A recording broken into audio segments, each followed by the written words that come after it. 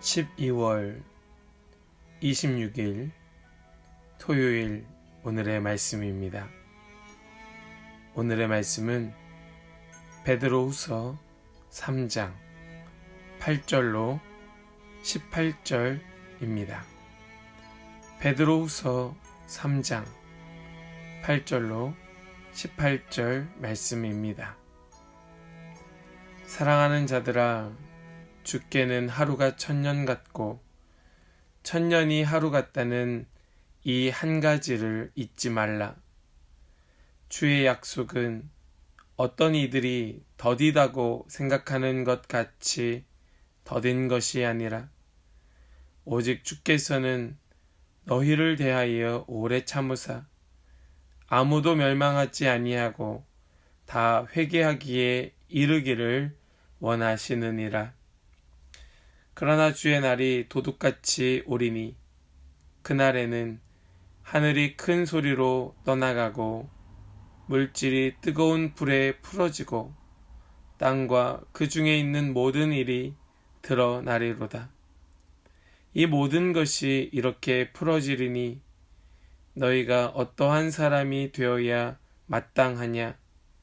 거룩한 행실과 경건함으로 하나님의 날이 임하기를 바라보고 간절히 사모하라.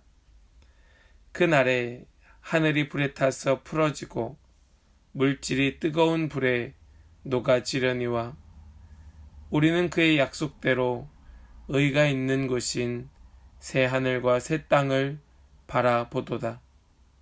그러므로 사랑하는 자들아, 너희가 이것을 바라보나니 주 앞에서 점도 없고 흠도 없이 평강 가운데에서 나타나기를 힘쓰라. 또 우리 주의 오래 참으심이 구원이 될 줄로 여기라. 우리가 사랑하는 형제 바울도 그 받은 지혜대로 너희에게 이같이 썼고 또 그 모든 편지에도 이런 일에 관하여 말하였으되 그 중에 알기 어려운 것이 더러 있으니 무식한 자들과 굳세지 못한 자들이 다른 성경과 같이 그것도 억지로 풀다가 스스로 멸망에 이르느니라. 그러므로 사랑하는 자들아, 너희가 이것을 미리 알았은즉 무법한 자들의 미혹에 이끌려 너희가 굳센 데서 떨어질까 삼가라. 오직 우리 주 곧 구주 예수 그리스도의 은혜와 그를 아는 지식에서 자라가라.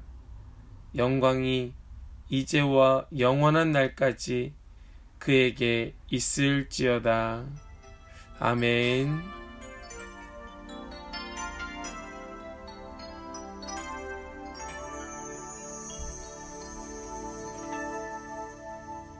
할렐루야. 토요일 아침입니다. 오늘 이 하루가 주님 안에 거룩한 날, 주님 보시기에 합한 날 되실 수 있기를 간절히 소망합니다. 오늘 우리가 함께 읽은 본문의 말씀은 이제 베드로후서의 마지막 부분입니다. 앞에서 함께 나누었던 것처럼 거짓 교사에 대한 경고와 예수님의 재림과 심판에 대한 그런 왜곡된 해석, 이러한 것들에 대한 결론의 말씀을 이제 맺고 있는 것입니다. 그래서 재림과 심판에 대하여 바른 이해가 무엇인지를 설명하고 계속해서 올바른 태도로 살아갈 것을 권면하고 있는 것이 오늘 말씀의 내용인 것입니다. 그러면 오늘 말씀 속에 우리는 어떠한 하나님의 마음을 깊이 깨닫게 될까요? 우리 말씀을 통하여 함께 나누기 원합니다. 그 첫 번째는 우리 하나님은 오래 참으시는 하나님이라는 것을 우리는 알게 됩니다. 본문 9절 말씀을 보시면 주의 약속은 어떤 이들이 더디다고 생각하는 것 같이 더딘 것이 아니라 오직 주께서는 너희를 대하여 오래 참으사 아무도 멸망하지 아니하고 다 회개하기에 이르기를 원하시느니라. 아멘. 사랑하는 여러분, 재림과 심판에 대한 바른 이해가 무엇입니까? 거짓 교사들은 어떻게 가르쳐 왔는가 하면 예수님의 재림? 그거 없어.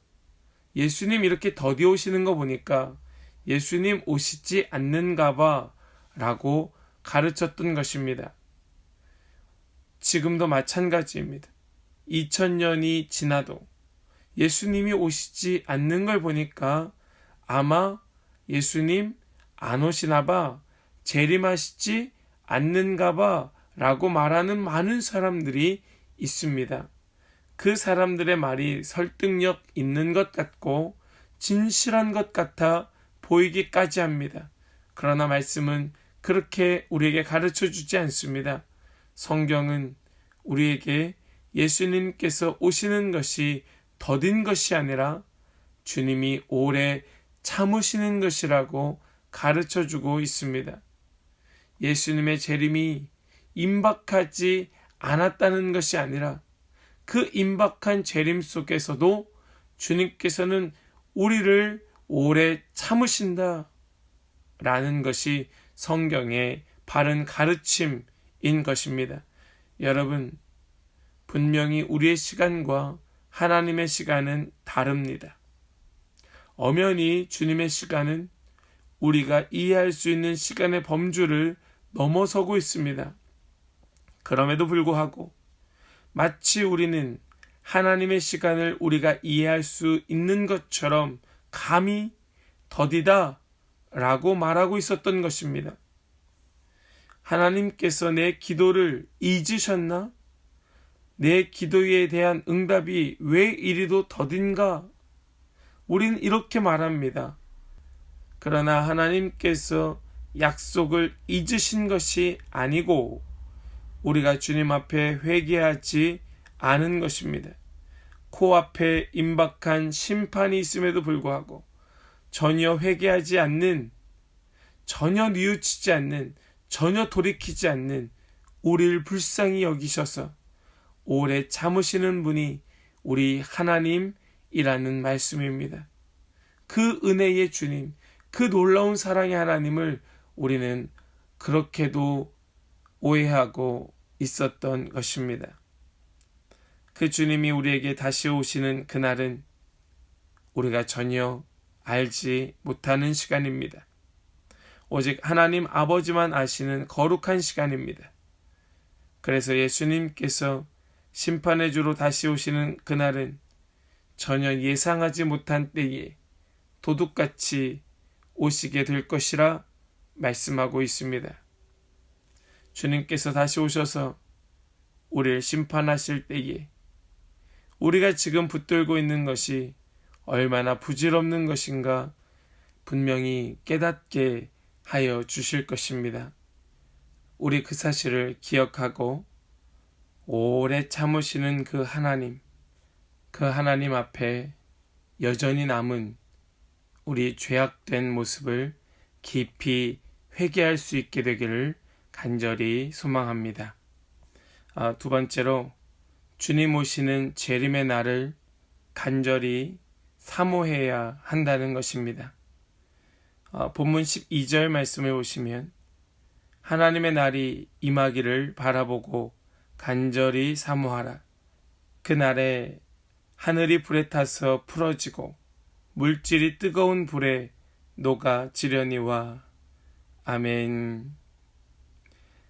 재림의 날에 영광 가운데 주님을 맞이할 사람은 거룩한 행실과 경건함으로 재림의 날을 사모하는 사람, 간절히 사모하는 사람이 주님을 맞을 사람입니다.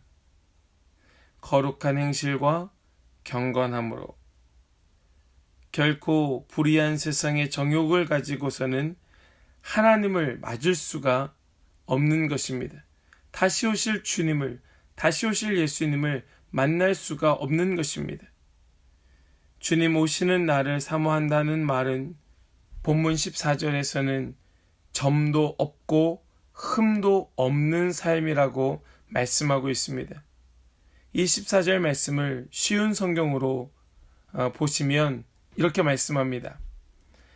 사랑하는 여러분, 그 날을 기다리며 죄를 멀리하고 흠 없이 살도록 노력하십시오. 하나님과 평안 가운데 거하시기 바랍니다. 아멘. 뭐라고 말씀합니까? 죄를 멀리하고 흠 없이 살도록 노력하라 라고 말씀합니다. 여러분, 이것이 사모한다는 의미인 것입니다. 사모한다는 것이 그저 마음으로 간절한 마음을 품는다는 것이 사모한다는 뜻이 아니고 죄를 멀리하고 흠 없이 살도록 노력하는 것이 사모한다는 말씀의 뜻이라는 것이에요. 이렇게 사는 자가 주님을 맞을 수 있는 것입니다. 그리고 우리는 지금 현재의 상태가 완성된 상태가 아닌 계속해서 자라나도록 더욱 힘써야 하는 것이 말씀에서 가르쳐주고 있는 우리의 삶인 것입니다. 사랑하는 성도 여러분, 말세를 살아간다고 하는 것이 결코 쉽지 않습니다. 그럼에도 성경은 우리에게 그렇게 살아야 한다고 말씀합니다. 왜냐하면 그렇게 살아야 하기 때문입니다. 무슨 뜻입니까? 이것은 선택이 아니라 필수라는 말씀이지요. 힘들어도 어려워도 반드시 그렇게 살아내야 한다고 말씀은 우리에게 가르쳐 줍니다. 그만큼 말세를 살아가는 것이 쉽지 않다는 것이지요. 사랑하는 여러분, 그럼에도 불구하고 죄를 멀리하고 흠 없이 살도록 노력하는 모든 성도 되시기를 원합니다. 뿐만 아니라 우리 주 예수 그리스도의 은혜와 그를 아는 지식에서 자라가는 우리 모든 성도 되시기를 간절히 소망합니다. 우리 주님 이제 곧 오십니다. 기도하겠습니다. 하나님 감사합니다. 오늘 이 토요일 아침에 우리에게 귀한 말씀을 주시며 이 말씀대로 결단하고 살아가기를 소망케 하여 주시니 감사합니다.